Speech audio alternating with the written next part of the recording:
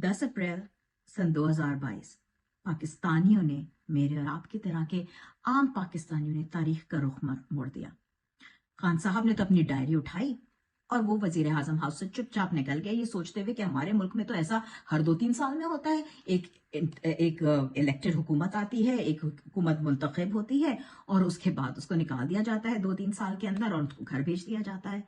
कोई नई बात नहीं थी। फर्क आप थे, क्योंकि आपने बाहर निकले और आपने रमजान होते हुए भी अपने बच्चों को, बूढ़ों को जोक निकल के पाकिस्तान के बड़े से बड़े शहर से लेके छोटे से छोटे मोहल्ले के अंदर, गांव देहात के अंदर आपने जाके बताया कि नहीं, इंपोर्टेड हुकूमत नामंजूर, फैसला हम करेंगे कि हमारे ऊपर हुकूमत कौन करेगी और हमारे मैंडेट को हमसे कोई छीन नहीं सकता। आपने जुल्म बर्दाश्त किए, आपने बर्बरियत बर्दाश्त की, चाहे वो 25 मई 2022 हो, चाहे वो जिल्ले शाह की शहादत हो, चाहे वो अरशद शरीफ की शहादत हो, चाहे वो मार्च 2023 में जमान पार्क में जो जुडिशल कॉम्प्लेक्स में खाने वाले आंसू गैस हो, रबर बुलेट्स हो, पत्थर हो, जो भी कुछ हो, हर चीज का सामना आपने किया, अपने कप्तान के लिए किया, अपने पाकिस्तान के लिए किया। और आज ताकतवर हक के पहली दफा हमारे मुल्क की तारीख में ये सोचते हैं कि शायद वाकई अवाम ही ताकत का सरचश्मा है।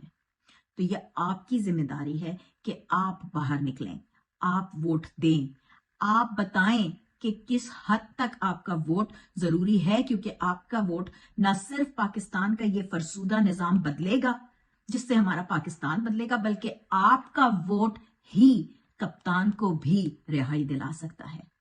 आपका वोट, आपकी आवाज पाकिस्तान के लिए जरूरी है। पाकिस्तान को बचाना, पाकिस्तान को कायम रखना, पाकिस्तान में न सिर्फ जमहूरियत बल्कि पाकिस्तान की सॉवरेनिटी को, पाकिस्तान की खुदमुख्तारी को जिंदा रखना, पाकिस्तान को जिंदा रखना आपके हाथ में है।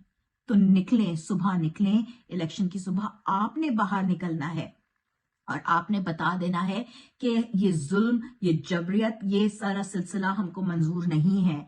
हम भेड़ बकरियां नहीं हैं। हम फैसला करेंगे कि कौन हमारे ऊपर हुकूमत करेगा और कौन नहीं करेगा, क्योंकि इससे आपकी जिंदगियां सबसे ज्यादा मुतासिर होंगी।